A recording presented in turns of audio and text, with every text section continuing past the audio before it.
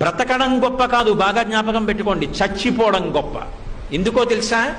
బ్రతకడం ఎలాగైనా బ్రతుకుతారు. ఆకలి, దాహము, జీర్ణము ఈ మూడు ఉంటే మనిషి ఎలా అయినా బ్రతకచ్చు.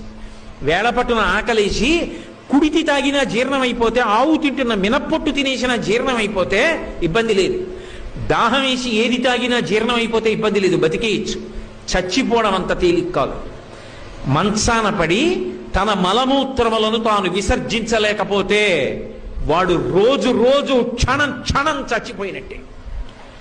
ఆ మలమూత్రములు తన శరీరంలోంచి బయటికి వస్తే పురుగులు పుట్టి శరీరాన్ని కొరికేస్తుంటే సొంత భార్య కూడా కంపులోకి రాలేక, పనివాళ్లు కూడా చెయ్యక, గది తలుపులు వేసేసి కుక్కకి పెట్టినట్టు గిన్నెలో తీసుకొచ్చి అన్నం పెడితే తాను చేసిన పాపాలు జ్ఞాపకానికి వచ్చి కుమిలిపోతే రక్షించేవాడు ఉండడు.